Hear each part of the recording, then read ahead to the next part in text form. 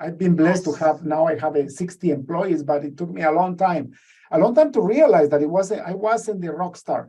To realize that yes, I could do everything my client wanted to do, but I could hire somebody to do it better than I did. How did you do that? Like, how did you get? I say I had to get over myself, right? And my own ego, right? There are people that are better than smarter than me.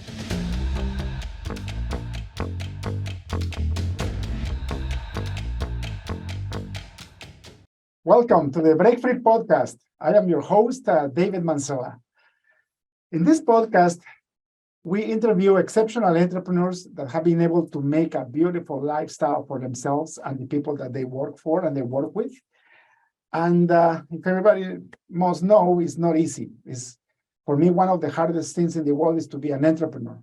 However, the small and medium-sized businesses is what rules the economy of the free world.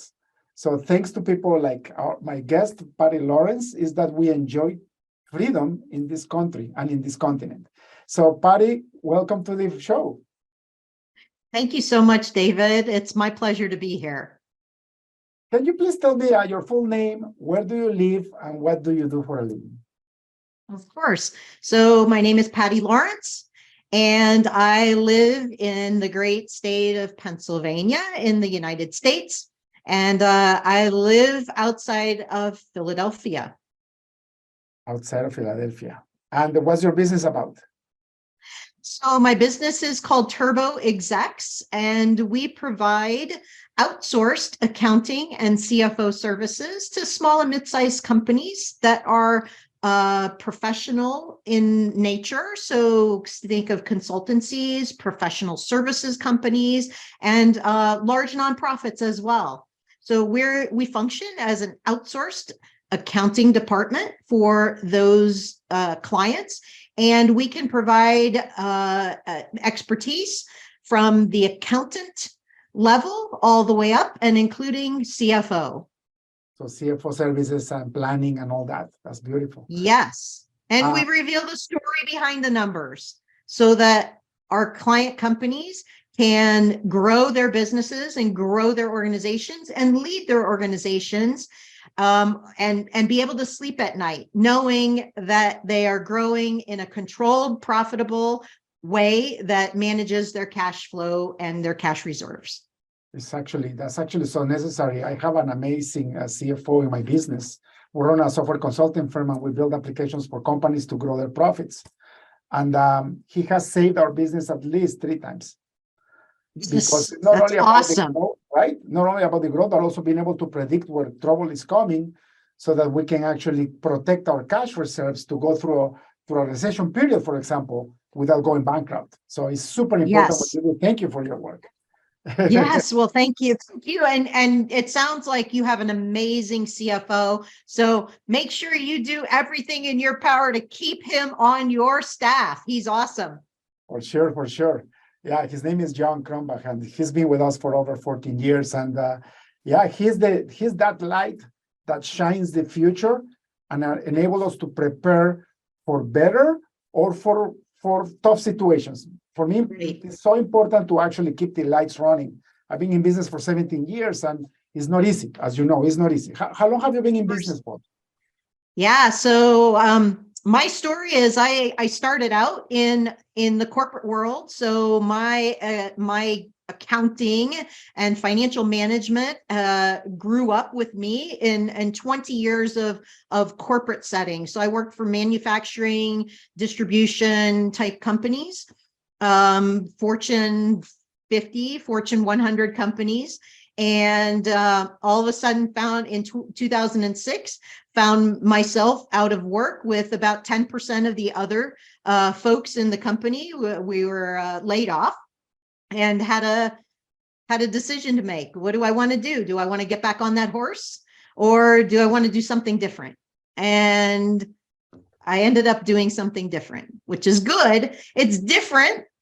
I'm doing the same, but for a different audience. So my understanding was that I have skills and abilities that are needed by small and mid-sized companies. Mhm. but they don't have a budget to be able to get that level of expertise into their companies, right? So how can they do that?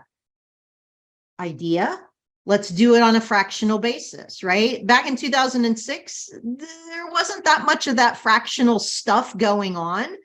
And so that's where I said, you know what, let's help these companies, because I really have a soft spot for those small and mid-sized companies. I want them to get the help that they deserve, right? They don't have access to it. Let's give them access to it and help them grow and prosper. Just like you said, how much of our economy is riding on the shoulders of us entrepreneurs, right? And companies that are 50 or fewer employees. I want to support that. That's fantastic. And being in the corporate world for so long must having a huge change for you. So let's analyze that. Let's go back to your last year in high school. You had a decision to make. You go to university or you start working. What did you do? What was in your mind back then? Yeah, so back then, I had taken one accounting class in high school, and I said, ooh, I really like that. So it was, to me, the path, the fork in the road was go to university for engineering, because I love science and math. Oh, or go do something business related, accounting, because I like math. I chose business, so I went to business school and university, and went to one of the really good business schools and got a degree in accounting. And I knew I did not want to go into public accounting, which is all compliance, right? Tax compliance, audit, none of that. That didn't appeal to me, even though a lot of my peers were going that route. I'm like, no. I want to go work inside companies and make them better, right? Give them visibility, give them numbers, give them answers so they can move their businesses forward. I wanted that. I wanted something tangible, right? I wanted to see companies that made things, right? And support that with my expertise and my efforts. So that's where I went. And I think that led to 20 years down the road, after really, I went up through the corporate ladder, right? I was promoted, I relocated multiple times, much to my husband's chagrin. But we went different places, So your and husband was following you every time you get relocated? yes, Tough, we were right? a pair. So wherever he went, wherever I went, he came with. It's wonderful. So yeah, that was a little tough, but we got through it, and yeah, it's been great. So after working my way up through the ladder, up to like basically the CFO of a $250 million business unit, I got laid off, and I was like, okay. And that's when I decided I'm doing this for small and mid-sized businesses. I'm doing the same stuff, but they are not going to throw me under the bus. They're going to appreciate the level of expertise that I'm bringing to them and making available to them. So I had a similar trajectory in life as you did. I actually was in corporate for 10 years, and I went up the corporate ladder, but in technology, right? So leader in technology. And for me, it was very hard to adapt to the medium, small size mindset. Because, when I was in Fortune 500 companies, we had budgets, and failure was a little bit easier because there was a big net always. And, I hardly ever failed. I actually was pretty good at what I was doing. But I also realized that I depended only on one source of income. And I remember through the recession, one of the first recessions in 2001, the dot-com recession. Oh my God, like people were getting laid off left, right, and center, especially in my department. And I never got laid off, thank God, but I saw how I could be without an income right away. And also, I saw that the higher I grew my income, the more risk I was, because you usually grow your standard of living according to your income. And then if that goes away, you're like left naked, right? Like one source of income. A lot of people tell me, you're crazy because you don't have stability. You have a business, you don't know where your next paycheck's coming from. But the way I think about it is, no, I am actually risk adverse, because instead of relying on one source of income, one paycheck, I have 20 clients that I serve. So they come and go, but I have the opportunity to sell to more clients and to grow. So from that perspective, for me, it was more of a peace of mind. However, the transition was really hard. Those first 3-4 years, oh my God. How was it for you? Because it's very easy to just get your paycheck every week or every 2 weeks or every month and get your bonus at the end of the year, if you had a bonus that year, and have your vacations. And then you're here and you're like, okay, I have no clients. I don't know how to be an entrepreneur. I always depend on a big corporate. How do I do this, and how am I going to feed myself and my family? How was that for you? Yeah, that's a great question, because I think as entrepreneurs, we all go through that, right? So where does your first client come from? Whoa, right? And sometimes it's maybe you do consulting for a previous employer, right? So that actually was one of the things that happened to me. So the first call I made was first calls that I made was to give people heads up. Hey, just letting you know, got laid off from, XYZ company, and I'm a free agent. Right. And, that just getting the word out, because that's what's really powerful, because of the connections you have, because of the relationships you have, because of, the what you've done in the past is a prediction of what you can also do in the future, or what you can do for other people, right? And people are so thankful. They have a lot of gratitude for what you've already done. And when they think of you, they're like, they understand what your current situation is, and they want to help, right? Yes. That's the first thing they think of, is how can I help you? How can I help? And so that was one of the ways that opened a door. That was one of the doors that opened for me, is to go work on a contract basis for a former employer that had a project going on. And it was a very large company. And she's like, well, our systems, our people, this, how this needs to get done. You understand all of these things. Would you be interested? And I'm like, yeah, let's do it. But So now you're a contractor, you're billing them, right? You're sending them invoices. You're not paying taxes. You are your own thing. I mean, you're not paying employee taxes. You're paying corporate taxes, right? Right. But as you well know, projects have a specified beginning, and they have a specified end. Yeah. So back to your point, right? What do you do when that project's over? Oh, I'm sweating bullets.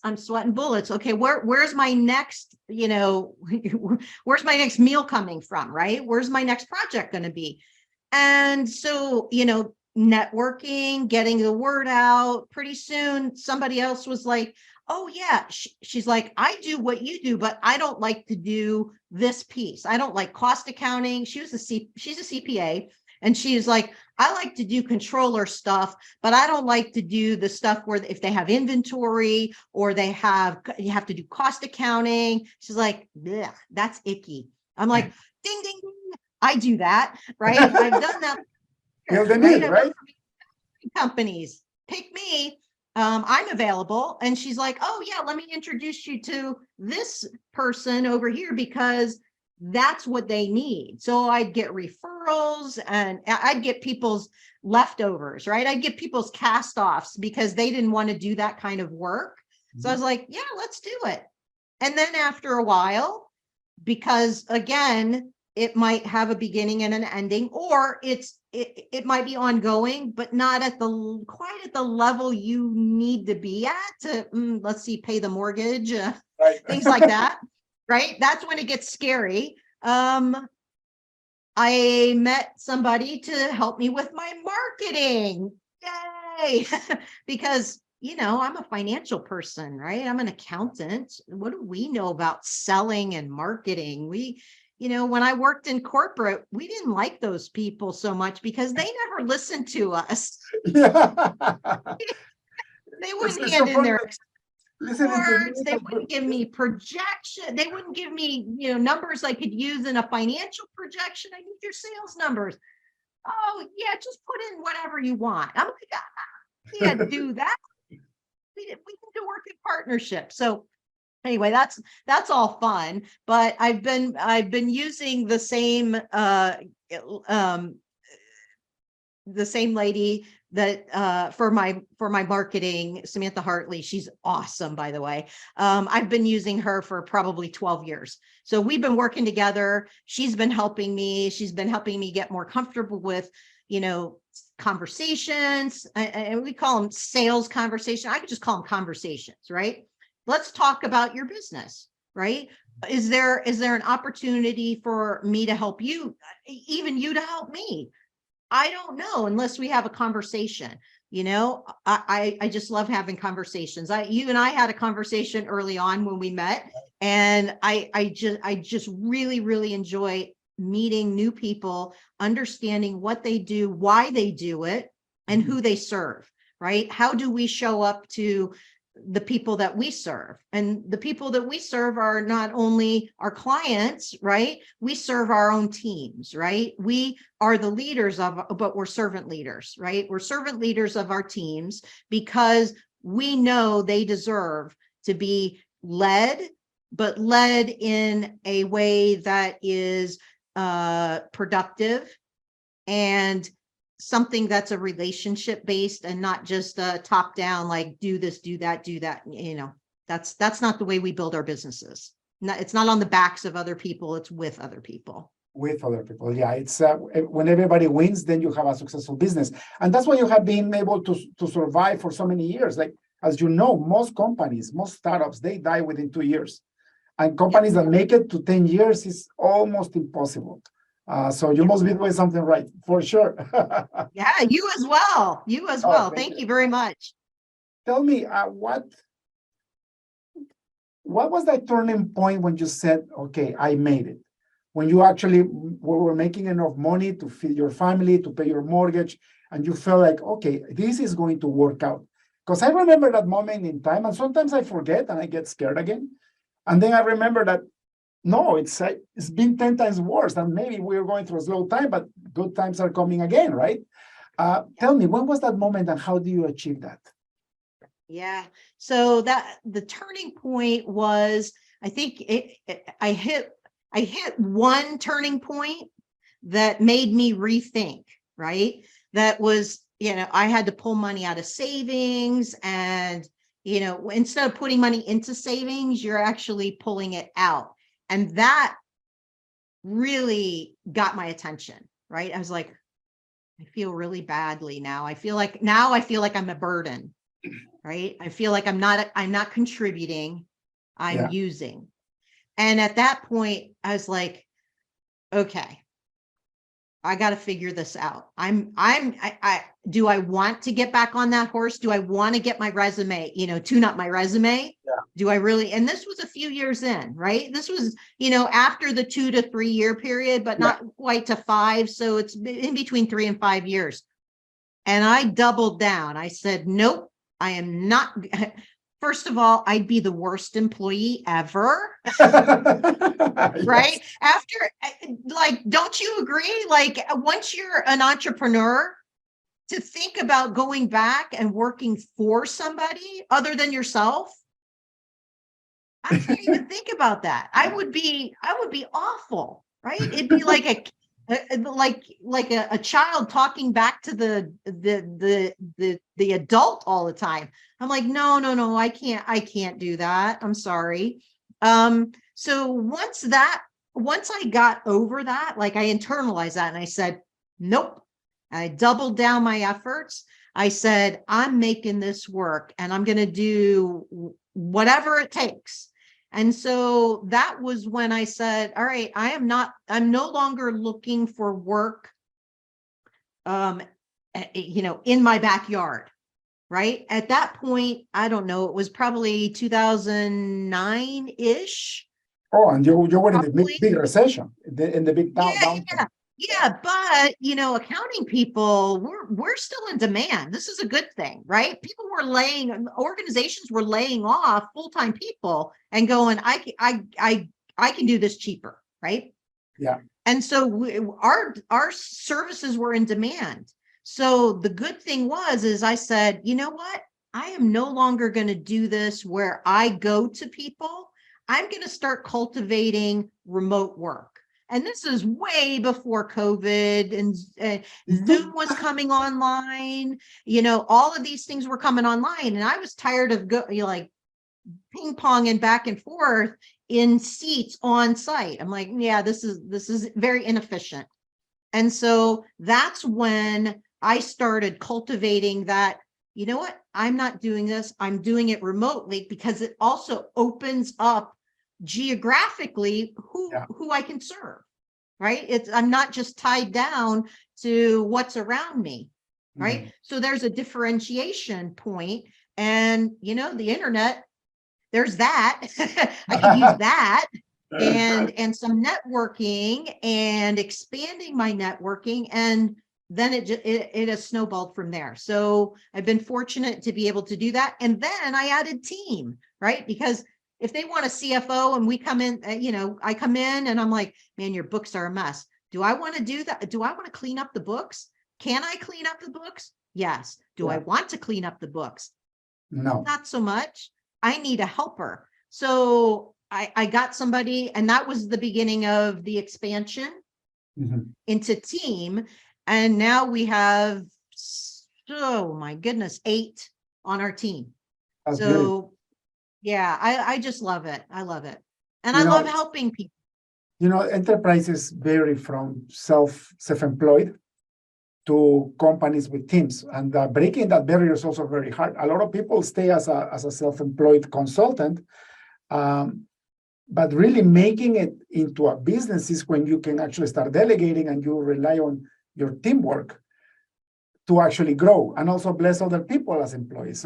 I've been blessed to have, now I have 60 employees, but it took me a long time to realize that I wasn't the rock star, to realize that, yes, I could do everything my client wanted to do, but I could hire somebody to do it better than I did.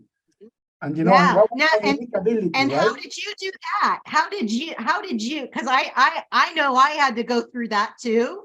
How did you do that? Like, how did you get, I say I had to get over myself, right? My own ego, right? There are people that are better than smarter than me. Yeah, so I will, my life path in professional business is very similar to yours. So when I actually decided to quit my 6-figure high-end job with at the corner glass office and all that, I was very scared. Very scared. But I was blessed that my wife was already a professional and she had a good enough job to pay for the mortgage, right? And provide the food. We were still running negative in our monthly income, but it wasn't as bad, right? So I landed my first gig within a month of me resigning. And it went so well. So the gig was supposed to be for two months, but I did so well that they extended it for 7 months. And just like you, I had to go to the client side, right? But the work was so much that I asked if I could bring somebody else to help me under my wing, and they said yes. So since the first year, really, I had subcontractors working with me. So they were not full-time employees yet, but they were people that I could call in to start working together. But I still thought I was the main thing, right? And it wasn't until 2 things very important. I really didn't know the value of getting employees. And I didn't really know that I could actually be absent from the client office to perform my job. And those 2 things were bogging me down. And for me, I started business in 2005, and it took me until 2011 to break free from that. That's why it's called break free. Because first of all, I broke free from my corporate job, but then I broke free from my own business because I was a slave with the way I was running business, but not delegating and by going to the client side like you did. So for me in 2011 this is it. Either I make it work the way I think it should work, or I go brush up my resume and get another job, right? So Yeah. that was for me the turning point when I broke free and I started to get a lot of growth, a lot of leadership learning, and I started to get blessed abundantly, right? Like I remember, like I switched 2011, I had a horrible time and a very hard year. Then 2012, I started to grow a little bit. 2013, I went down again, but learning, I took a leadership course. I remember when I looked back in end of 2014, I told my wife, look, our passive income matches our basic expenses. We are financially independent. And I don't know how that happened, but I actually do know. It happened when I started delegating and when I started stopping going to the client side. I love going to see clients, but only for special meetings. But if I can do it on Zoom, I do it on Zoom. Before I used to use GoToMeeting, and before that, we were using other technologies that were previous to that, because we were always innovators because we're in technology. But really, if you really make a job to become financially independent, you have to learn how to delegate and how to work from your office, not going to the client's office, because you can only do so much in 8 hours. So Yeah. you're limited on how many clients you can get, right? Yeah. And it's a very inefficient use of your time. Yeah. Right. Yeah. Yeah. Bumping around, you should just put a service, you should just have a service van, right? Because that's what you are. You're a service employee where you're going to site to site to site to site, providing your service. But you know, for me, it was so hard because I was in corporate, I was only servicing big corporations because that's all I knew.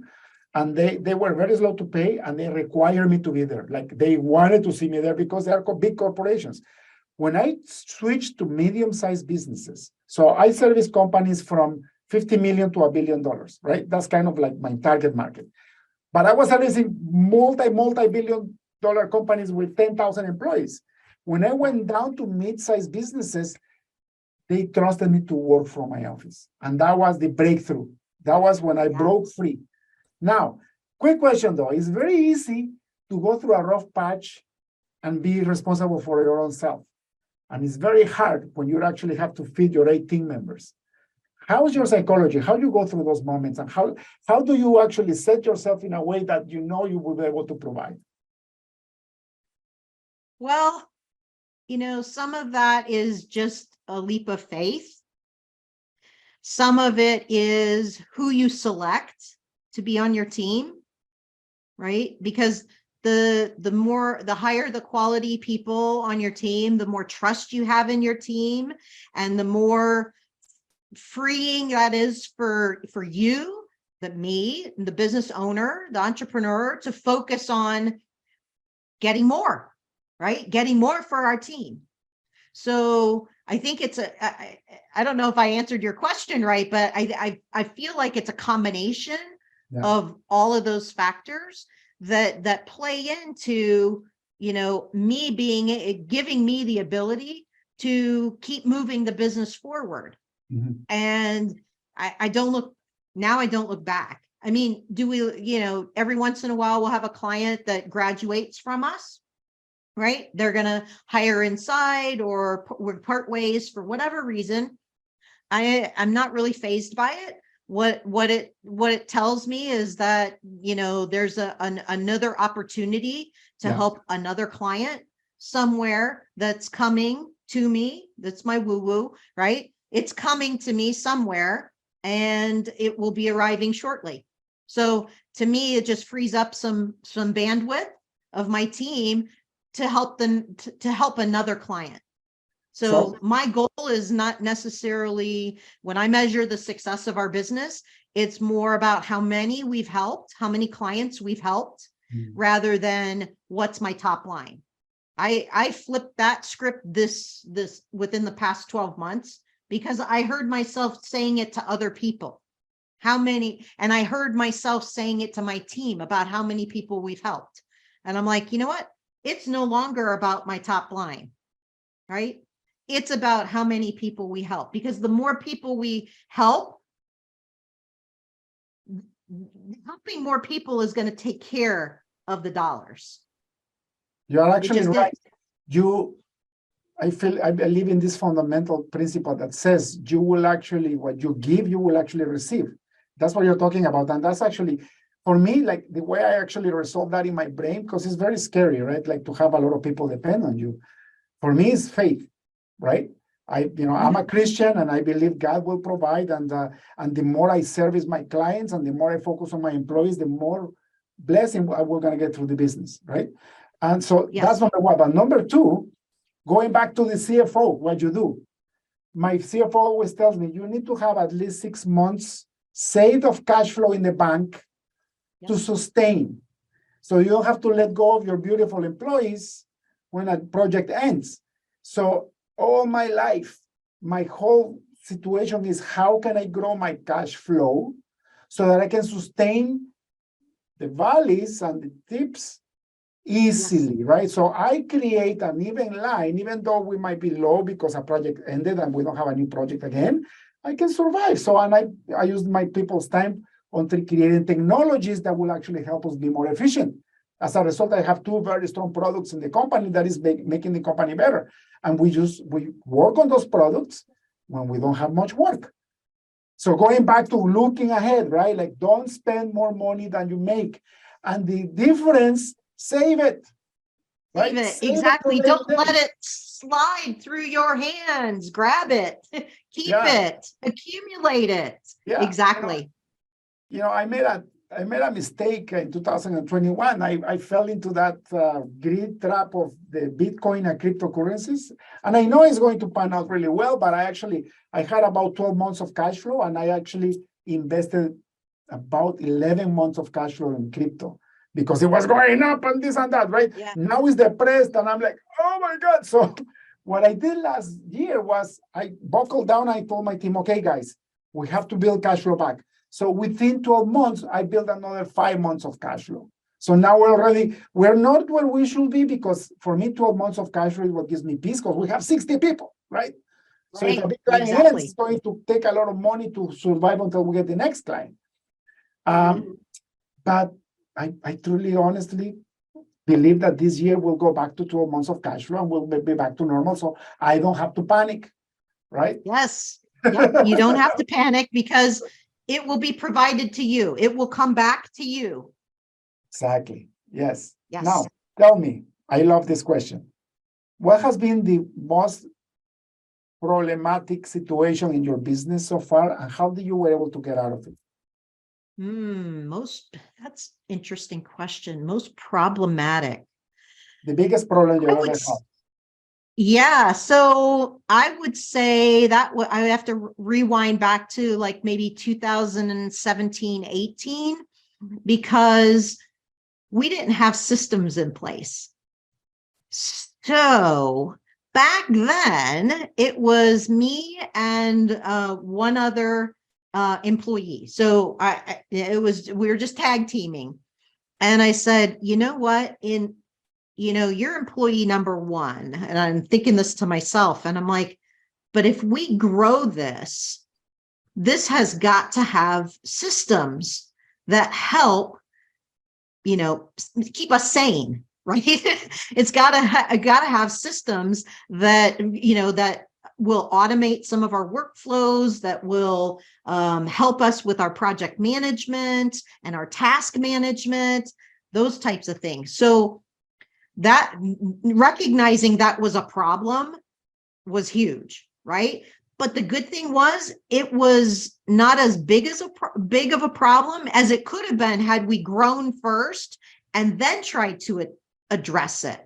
Mm-hmm. So back in late 2017, 2018, we invested a lot of time, and attention and planning bandwidth in putting in an Asana platform for our workflow management, project management, workflow management, task management. So we needed that in order to have a foundation for us to grow from. So I would say for us, that was a problem that we decided that, I decided. I decided we needed to attack it. And the good part was doing it that early I like to put like pictures and words together. I like to say that was like implementing that at the time was like jacking your house up to add a basement to it while you're still living in it. Okay, because you have to keep the plumbing working, you have to keep the electrical working, you have to keep the mechanicals where everything has to still work while and the kitchen needs to be intact. All of that stuff needs to still work while you're making this addition, right? So that was challenging, but we got through it. We did get through it. That's wonderful. That's good. If you had, you were able to travel in time and you will go back to yourself in 2007, what would you tell yourself, knowing what you know now? Yeah, 2007, that was like the year after I was laid off. Best decision ever. Awesome. And you were probably really scared by making that decision. I was. You have no idea. Well, you do. You pull the plug on that, and mine was pulled for me, right? Mine was an involuntary. Yours was voluntary, but still, that separation. Going, okay, did I make the right choice? Right? Did I make the right choice? Most definitely, that was the right choice.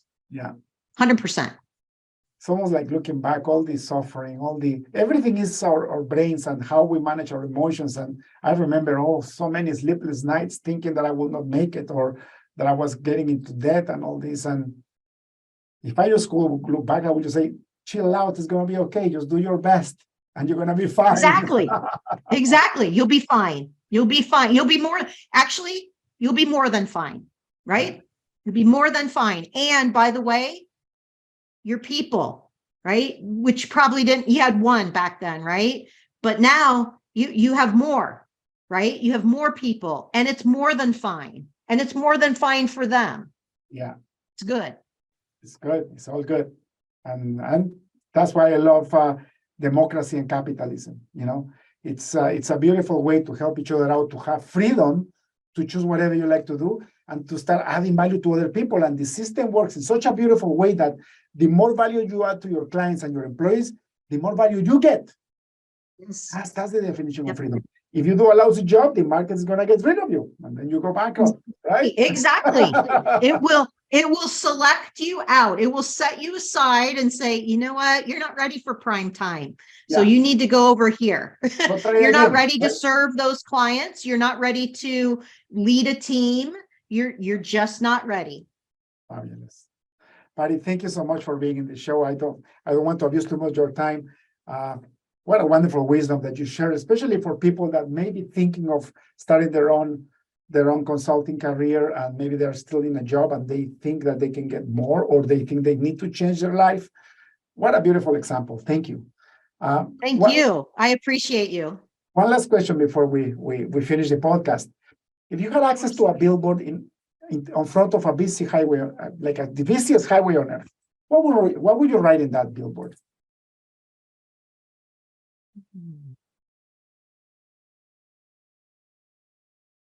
Oh, well, the first thing that comes to mind is when your mother says she loves you, she really means it. Wow. That's beautiful. Tell me more about that. Where does that come from?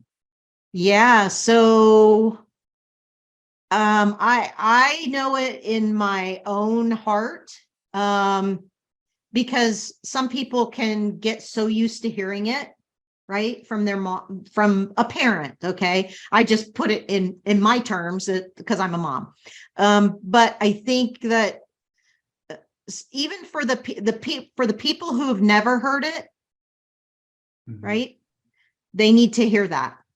They need that. For the people who heard it a lot, I think they need to be reminded that there's meaning behind it, that just because they heard it a lot doesn't mean it was hollow. Mhm. right? There's meaning behind that. So I just think it's a great reminder. And, you see so many things in life that are so negative. And I think it's up to us to accentuate the positive and put positive messages in front of people as a reminder that, you know what, this world is full of a lot of nice people. They're there. They're there. Beautiful. Thank you so much. If people would like to hire your services, fractional CFO services or accounting services, where can they find you on the internet? Sure. They can find me on LinkedIn at Patty, Patty Lawrence. You can also find me at my on my website at TurboExecs.com. And you can sign up there for our newsletter. I won't, spam your inbox. It's twice a month. And it's useful information for business owners to help grow their business with confidence and give them ideas about, profitability, which is what we all want, right? Fantastic. Beautiful, Patty. Thank you so much. God bless you and have a wonderful rest of the week and keep changing the world for better. Thank you, David. I appreciate you. Cheers. That's all for today's episode of the Break Free Podcast. Head on over to iTunes and subscribe to the show. Starting your own business can be tough, but it doesn't have to be. Visit davidmansilla.com to pick up a copy of the #1 international best-selling book, Breaking Out of Corporate Jail. Expand what you consider to be possible and reach your full potential. And join us on the next episode.